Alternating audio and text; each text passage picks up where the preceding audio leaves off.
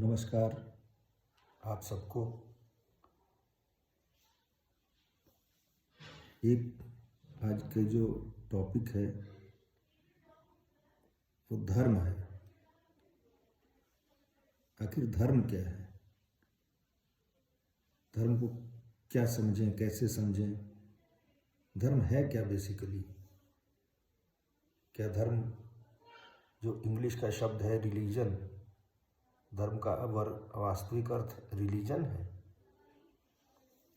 तो अगर डिक्शनरी ही देखी जाए तो रिलीजन शब्द जो है वो तो नाउन है, लेकिन धर्म नाउन नहीं है। धर्म एक वर्ब है। जैसे स्त्री धर्म, पुत्र धर्म, पिता धर्म, मानव धर्म, यानी स्त्री होने के बाद स्त्री के कर्तव्य, पुत्र होने के बाद पुत्र के कर्तव्य, पिता होने के बाद पिता के कर्तव्य, मानव शरीर मिल गया तो मानव के कर्तव्य। अब कर्तव्य है तो कर्तव्य तो क्रिया है, वर्ब नाउन नहीं है। तो फिर धर्म को रिलीजन कैसे समझा जाए? धर्म रिलीजन नहीं है। रिलीजन तो संप्रदाय हुआ ना। तो फिर धर्म का अर्थ रिलीजन नहीं हुआ इंग्लिश में। फिर धर्म आखिर है क्या बेसिकली, जिसकी बात हम कर रहे हैं कि गीता में धर्म, आखिर गीता धर्मशास्त्र है तो कैसे है? इस प्रकार मैं अपने हिसाब से आपको बताना ये चाहता हूँ कि गीता की शुरुआत में अर्जुन ने अनेक प्रश्न किए, फिर नतमस्तक हो गया। जब भगवान ने उसके सारे प्रश्नों को बता दिया कि कुतस्त्वा कश्मलम इदम विषमे समुपस्थितम अनार्यजुष्टम अस्वर्गम अकीर्तिकरम अर्जुन, भगवान ने बताया कि ये इस विषम स्थल पर आकर तुझे ये अज्ञान कहाँ से प्राप्त हो गया, अनार्यजुष्टम ये अनार्यों का चरित्र तूने कहाँ से सीख लिया, अस्वर्गम ये स्वर्ग भी देने वाला नहीं है, अकीर्तिकरम अर्जुन ये कीर्तिदायक भी नहीं है। तब अर्जुन नतमस्तक हुआ भगवान के आगे। अभी तक वो अपने आप को भगवान से कम नहीं समझता था।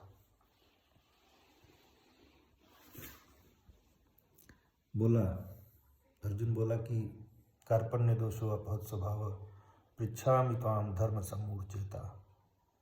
धर्म सम्मूढ़चेता, धर्म के विषय में सर्वथा मोह चित्त हुआ मैं आपसे पूछता हूँ। शिष्यस्ते हम, मैं आपका शिष्य हूँ। साधि माम त्वाम प्रपन्नम, मुझे साधिए, संभालिए।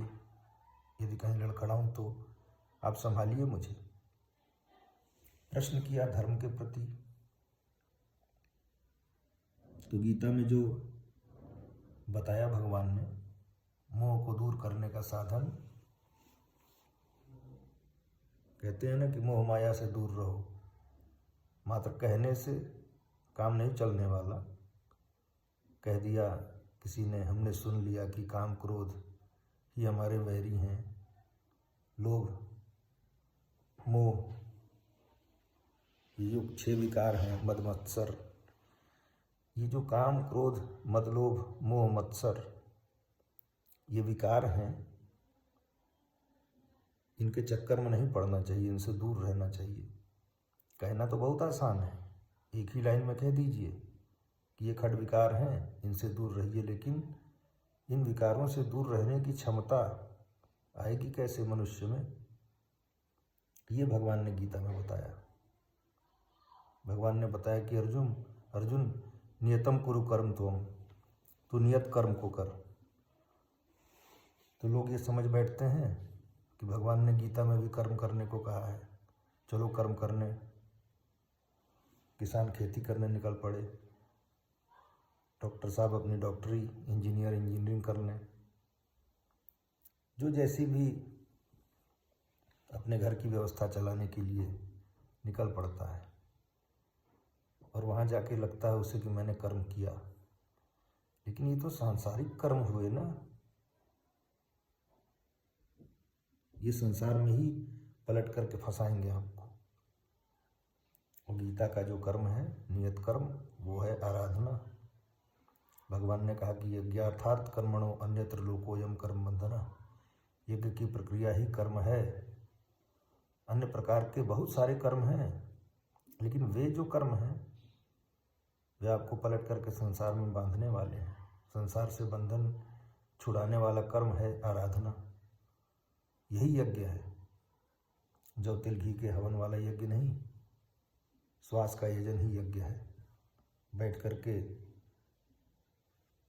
मन को शांत करने की जो प्रैक्टिस है, सांस के साथ ओम राम शिव कोई भी छोटा सा नाम जो जपना है, यही यज्ञ की प्रक्रिया है और यही कर्म है।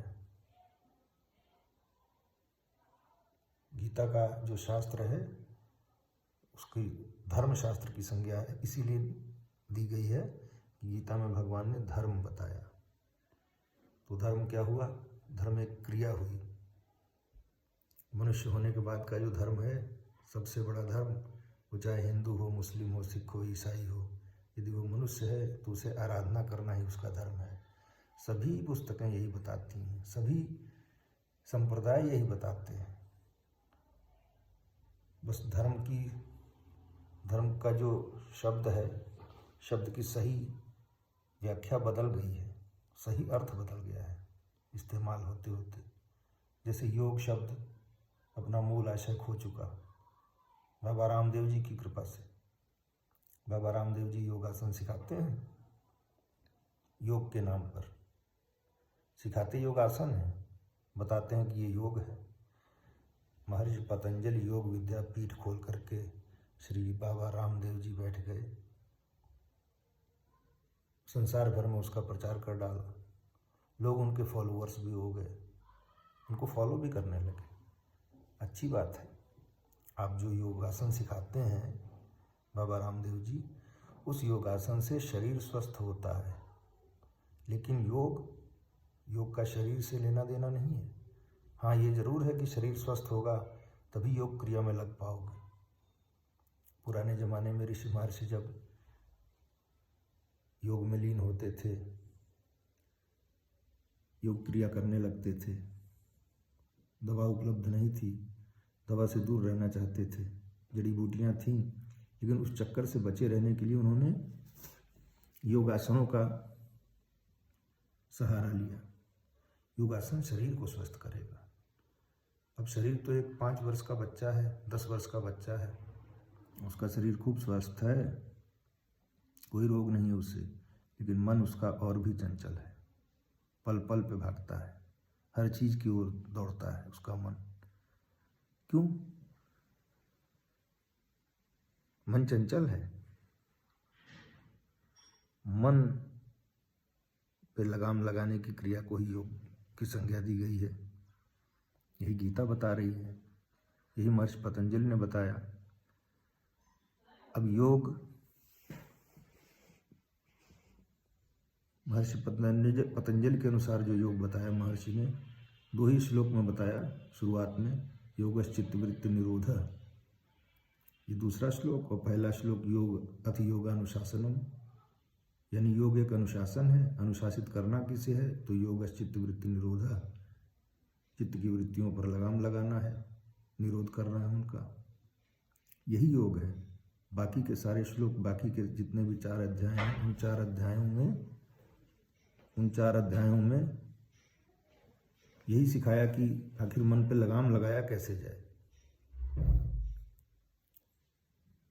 मन पे लगाम लगाने की क्रिया योग सिखाती है।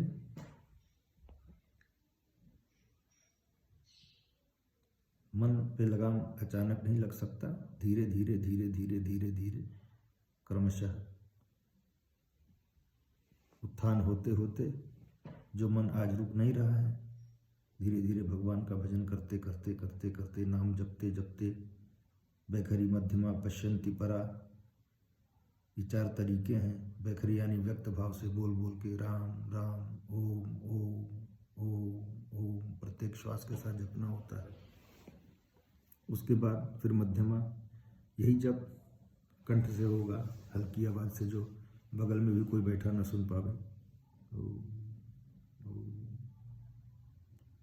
उसके बाद पश्यन्ति, फिर प्रैक्टिस इतनी आगे बढ़ जाती है उस एक ही व्यक्ति की जिसने वैखरी किया, जिसने मध्यमा को अपनाया। बहुत समय तक करते करते फिर उसकी श्वास में ये नाम ढल जाता है।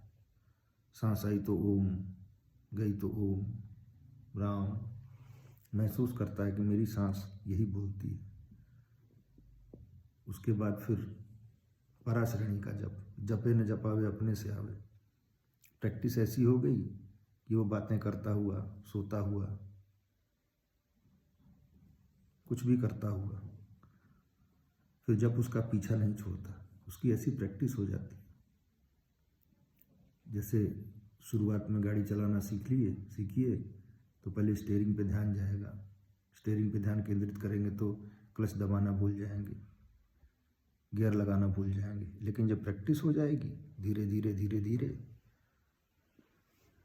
तब आप बातें करते हुए, गाना सुनते हुए, कुछ भी सोचते हुए, प्रैक्टिस में वो सद गई ना,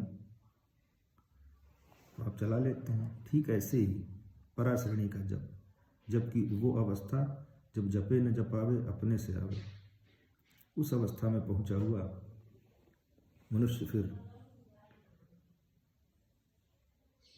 उसकी श्रेणी बदल के पहले शूद्र था, फिर वैश्य हुआ, फिर क्षत्रिय हुआ। शूद्र यानी अल्पज्ञ, क्षुद्र, जब वो कुछ नहीं जानता है, आंखें मूंदता है लेकिन उसके लिए सब बेकार है, मन उसका फिर भी भाग रहा है, रुक नहीं रहा। थोड़ी सी प्रैक्टिस हुई, जपते जपते जपते जपते उसी मनुष्य में जब दैवी गुणों को अर्जित करने की क्षमता आ गई तो वो वैश्य श्रेणी का साधक हो गया। फिर जब काम, क्रोध, मोह, लोभ आदि विकारों को काटने की जब तलवार आ गई उसके हाथ में, क्षत्रियत्व आ गया। अब वो मजबूत हो गया, लड़ने की क्षमता उसमें आ गई इन विकारों से, क्षत्रिय श्रेणी का साधक हो गया।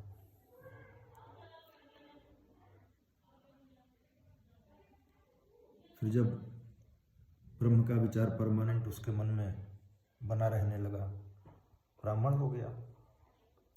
और फिर जानत तुम्हें हो ही जाएगी।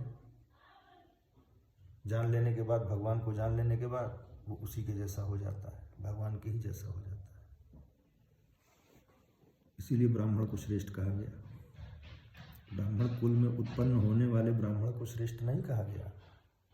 डॉक्टर के घर में पैदा होते ही वो डॉक्टर नहीं हो जाएगा उसका बेटा। तो ब्राह्मण कुल में पैदा हो जाने से जो अपने आप को श्रेष्ठ समझते हैं वो भूल कर रहे हैं। पूर्व जन्म के किसी पुण्य प्रताप से ब्राह्मण कुल में, अच्छे कुल में जन्म हो गया। हाँ, फिर उस ब्राह्मणत्व को प्राप्त करना पड़ेगा। वो पद है, वो डिग्री है, प्राइमरी, सेकेंडरी, हायर सेकेंडरी, फिर आप पीएचडी में कर लेते हो। ऐसी ही डिग्रियां हैं ये, शूद्र, वैश्य, क्षत्रिय, ब्राह्मण। चतुर्वर्ण्यम में आश्रिष्टम गुण कर्म विभागशः। 4 वर्णों की रचना मैंने की, गुण के आधार पे कर्म को 4 भाग में बांटा, मनुष्य को नहीं। जिसका कर्म जैसा है वो उसी श्रेणी का मनुष्य है। विभाजन तो मनुष्य का हुआ, लेकिन विभाजन का पैमाना जन्मना नहीं, जन्म के आधार पर नहीं, उसकी क्रिया के आधार पर। साधना में जिस स्तर पे वो है, अल्पज्ञ है तो शूद्र, क्षुद्र,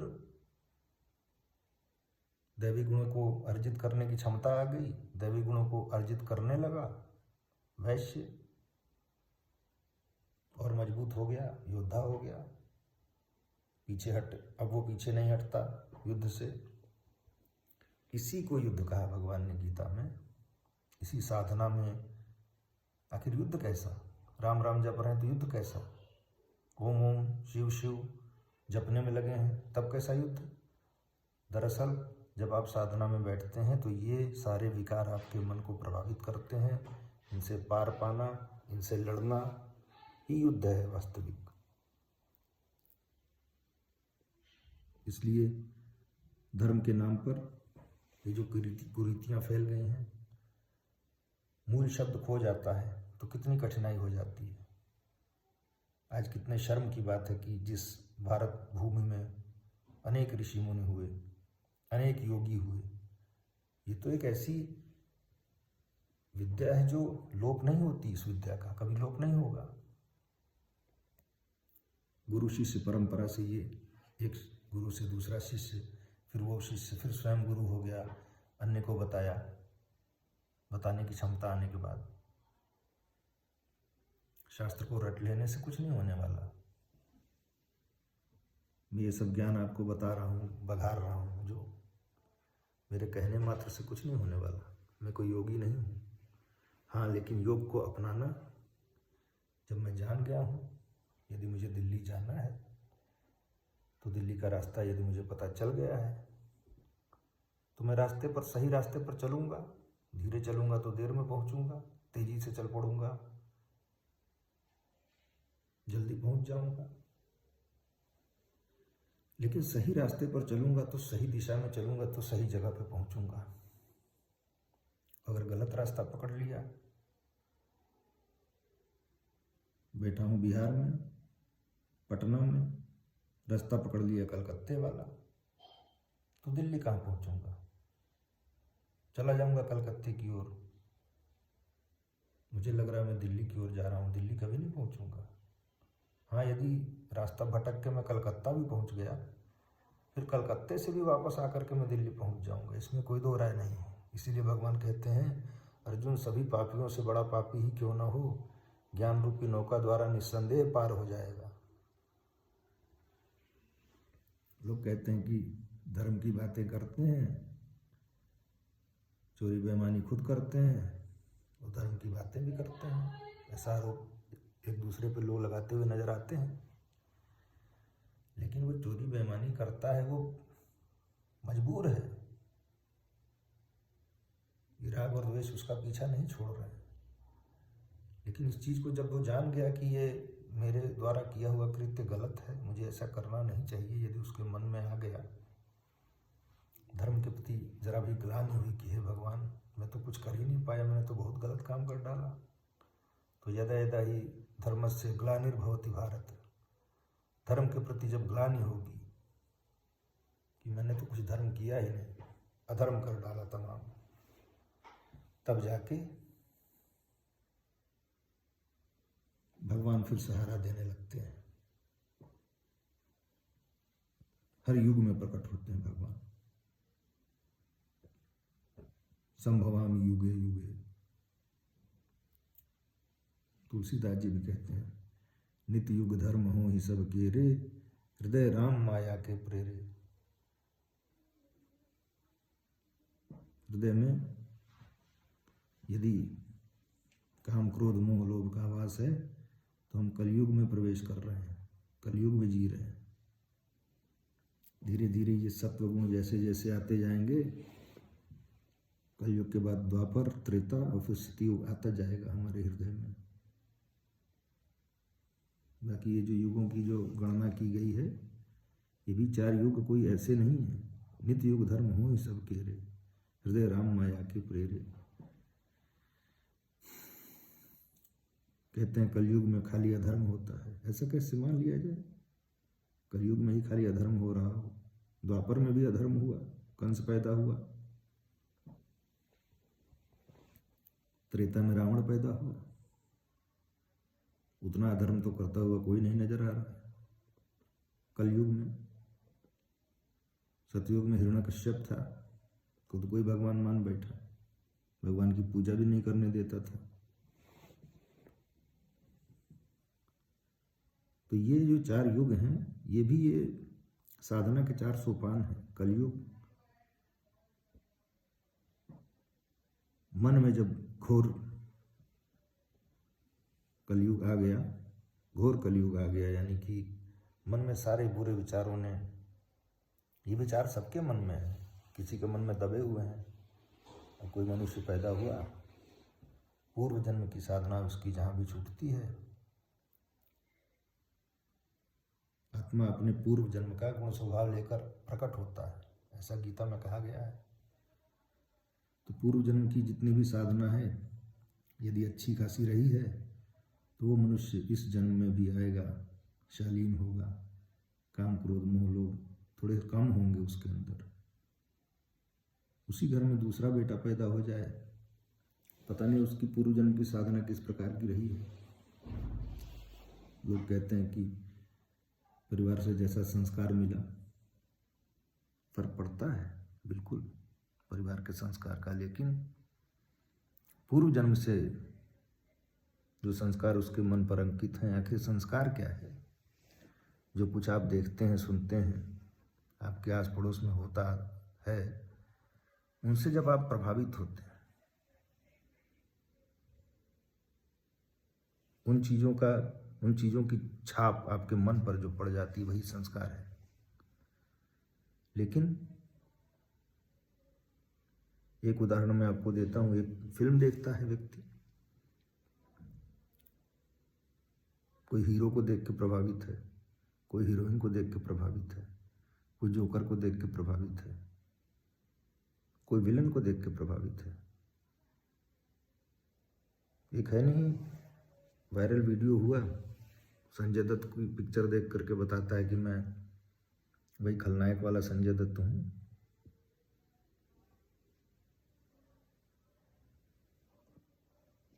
संजय दत्त की खलनायक वाली छवि से वो प्रभावित हो गया। वो क्यों? आखिर संजय दत्त की छवि से प्रभावित हो गया, दूसरा कोई क्यों नहीं उतना प्रभावित हुआ? गांधी जी ने बचपन में जो राजा हरिश्चंद्र का नाटक देखा, प्रभावित हुए। पूर्व जन्म से चली हुई साधना जिस स्टेज पर पहुंचा हुआ व्यक्ति है, वो उसी प्रकार का हो जाएगा।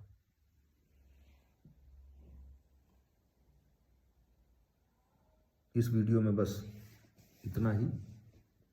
आगे भी इसी प्रकार के विषय पर हम चर्चा करेंगे। आप सबने वीडियो देखा, बहुत बहुत धन्यवाद।